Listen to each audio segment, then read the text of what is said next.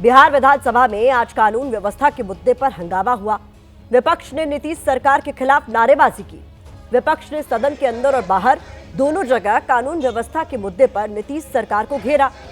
विपक्ष के नेताओं ने हाथों में पोस्टर ले रखे थे और नीतीश सरकार से सवाल पूछ रहे थे कि चुनावी साल में अपराधी आउट ऑफ कंट्रोल क्यों है। विपक्ष सरकार से ये सवाल क्यों पूछ रहा है, पहले आपको ये बताते हैं।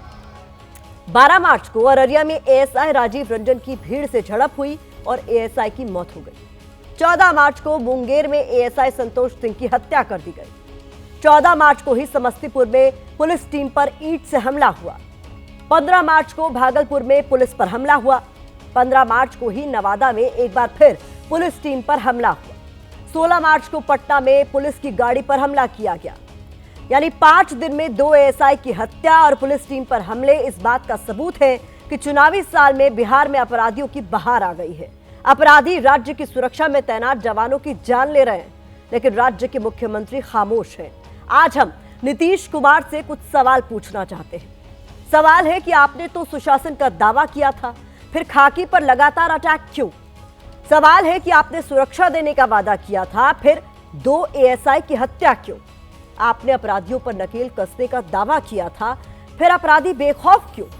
और सवाल है कि 1990 से 2005 के जंगल राज की तो आपको याद है, लेकिन आपके समय में बढ़ रही अपराध की वारदातों पर चुप्पी क्यों?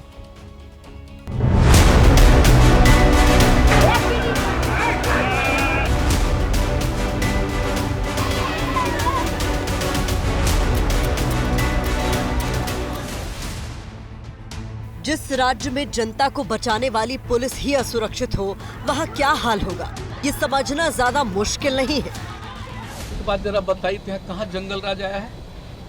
कौन जगह हो रहा है? जनता राज चल रहा है, समझ गए ना? नीतीश कुमार को लालू का जंगल राज तो बार बार याद आता है, लेकिन उनके खुद के राज में अपराधी किस तरह खाकी के लिए खौफ बन गए हैं, इस पर सरकार आंखों पर काली पट्टी बांधकर और कानों में तेल डालकर बैठ गई है। नीतीश की आंखों पर बंधी इस पट्टी को खोलने के लिए तेजस्वी यादव ने मोर्चा खोला है। नीतीश कुमार जी के रहते हुए 60,000 हत्याएं हुई हैं, 25,000 बलात्कार। सबसे अधिक अगर पुलिस वालों की हत्याएं अगर किसी मुख्यमंत्री और गृह मंत्री के शासन में हुआ है तो नीतीश कुमार जी के रहते हुए सबसे ज्यादा है पुलिस वालों की। कहाँ है कानून व्यवस्था? तो इसका भी दोषी ये लालू जी को ठहराने का काम करेंगे। चुनावी साल में विपक्ष को वही मुद्दा हाथ लगा है जिसे भुनाकर नीतीश ने सत्ता हासिल की थी। फर्क बस इतना है कि उस वक्त लालू के जंगल राज की चर्चा थी और आज नीतीश के जंगल राज की बात हो रही है। सदन हो या सदन के बाहर, हर जगह विपक्ष एक ही सवाल पूछ रहा है, कहाँ है कानून व्यवस्था? 2 दिन में 22 हत्या हुआ तो रोज कितना होगा? ये कहीं न कहीं एक साजिश को इंगित करता है। ये विरोधी का साजिश है कि अपराधियों को कहीं न कहीं आगे किया जा रहा है कि सरकार को बदनाम करो, सुशासन की सरकार कहला रही है। बिहार में पिछले 5 दिन में 2 एएसआई की हत्या हुई है। पुलिस की टीमें अपराधियों के टारगेट पर हैं। भागलपुर से लेकर नवादा, समस्तीपुर, पटना तक पुलिस टीम पर हुए हमलों ने बिहार की कानून व्यवस्था पर प्रश्न चिन्ह लगा दिया है। जनता तो जनता, अब खाकी में भी इस बात का डर है कि कहीं हमला न हो जाए। सांप्रदायिक सद्भावना बनाए रखने, ये हमारा प्रथम गोल है। अगर अपराधी पुलिस को मुड़ के कट्टा दिखाएगी, गोली चलाएगी तो एकदम फायरिंग पर छूट। सुशासन की अंधेर गर्दी, टारगेट वर्दी, ये वो सवाल है जो बिहार में पिछले कई दिनों से लगातार ट्रेंड हो रहा है। लेकिन अब भी नीतीश के मंत्रियों को आरजेडी का ही जंगल राज दिख रहा है।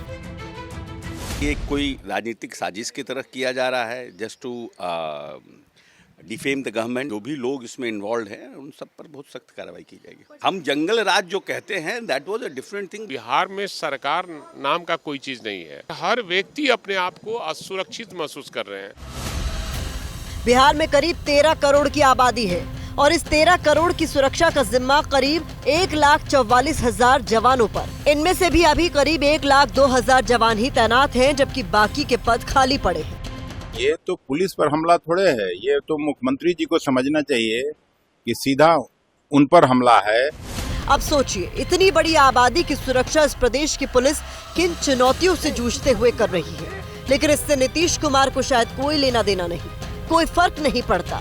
फर्क पड़ता तो अपने पुलिस कर्मियों की हत्या पर 2 शब्द जरूर कहते, सामने आकर जनता को सुरक्षा का भरोसा देते। लेकिन नीतीश है कि चुप है, और उनकी यही चुप्पी उनके सुशासन के दावे की हवा निकाल रही है।